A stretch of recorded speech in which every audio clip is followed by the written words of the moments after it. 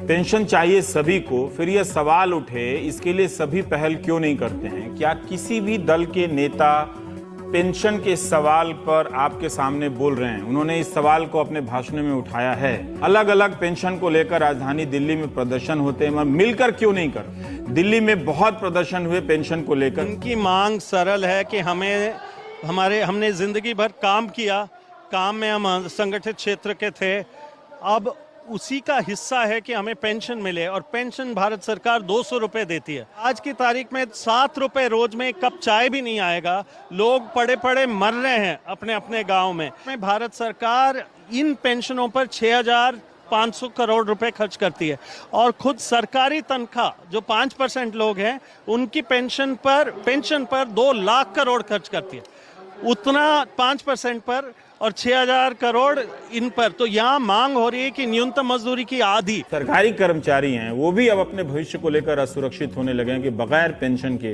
वो कैसे अपना गुजारा करेंगे। नई पेंशन स्कीम को लेकर उनकी अपनी समस्याएं हैं।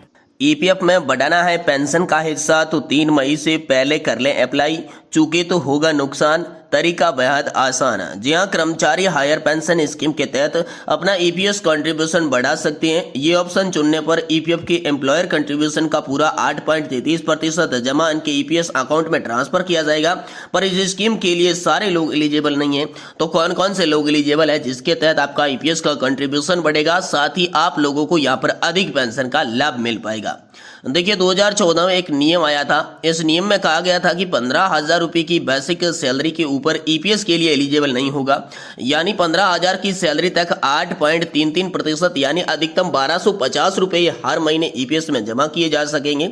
इसके अलावा सारा पैसा ईपीएफ में जाएगा, यानी 1 लाख बेसिक सैलरी पर ईपीएस कंट्रीब्यूशन भले ही 8,330 रुपए बने, एम्प्लॉयर ईपीएस में 1,250 रुपए ही जमा करेगा, बाकी के पैसे ईपीएफ में जमा हो जाएंगे।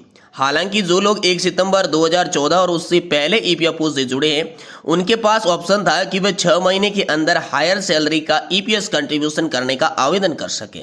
कई कर्मचारियों ने आवेदन दिया भी, लेकिन ईपीएफओ ने ऐसे आवेदनों को खारिज कर दिया। इसके खिलाफ कई कर्मचारी कोर्ट पहुंचे।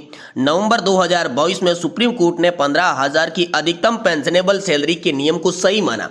हालांकि कोर्ट ने यह भी कहा कि 1 सितंबर 2014 और उससे पहले ईपीएफओ के मेंबर बने कर्मचारियों और उनके एम्प्लॉयर को ईपीएफओ में जॉइंट एप्लीकेशन देकर हायर पेंशन के लिए अप्लाई कर सकती है। इसके लिए 3 मई 2023 की डेडलाइन है। एक बार फिर हायर पेंशन स्कीम के लिए अप्लाई करने के बाद इसे दोबारा बदला से नहीं जा सकता। साथ ही साथ यहाँ पर हायर पेंशन स्कीम के लिए कैसे अप्लाई करें, ये बहुत ही बड़ी बात है। देखिए, अगर आप हायर पेंशन के लिए एलिजिबल है तो इसके लिए अप्लाई करना चाहते हैं तो आपको ईपीएफओ पोर्टल पर जाकर आवेदन करना होगा। जरूरी दस्तावेज देने होंगे। यूएएन में बस ई सेवा पोर्टल पर जाकर मेंबर इंटरफेस पर जाकर अप्लाई करना होगा। एप्लीकेशन सबमिट होने के बाद कर्मचारी एम्प्लॉयर के वेरिफिकेशन मांगेगा।